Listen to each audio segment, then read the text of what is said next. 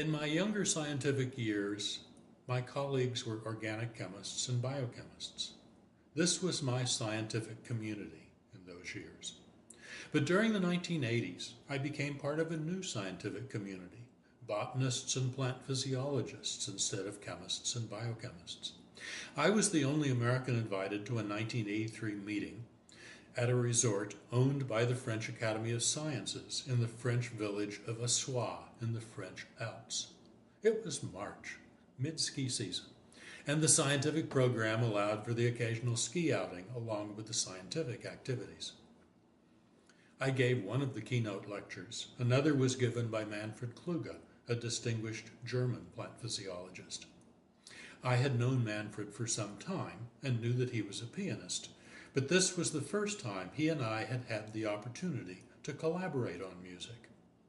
In our spare moments, we rehearsed the Brahms waltzes for piano four hands, opus 39, and then we performed them on an impromptu program for the scientists present.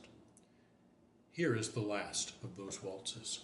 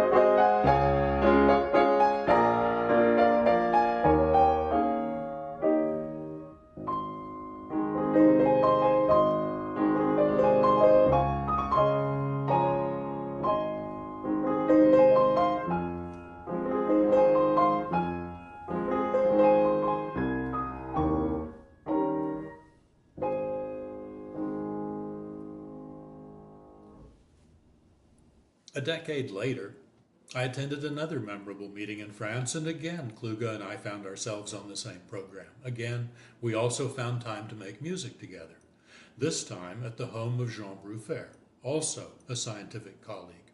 It was a special pleasure that Jean's piano used to belong to Sviatoslav Richter. Thanks to my mother, four-hand piano music has always been among my pleasures. When I was about 10, she pulled the sheet music for the popular song Little Sir Echo out of the piano bench and had me play the solo part with both hands on the upper keys while she played the accompaniment on the lower keys.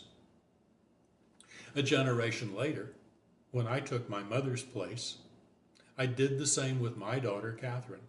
Collaborate, coach, cajole, and ultimately praise. I played duets with her. During a scientific symposium in Madison, we hosted a party at our house for distinguished guests. I played a few duets with Catherine and will always remember Bill Jenks, one of my scientific heroes, and a formidable pianist himself, complimenting Catherine on her touch.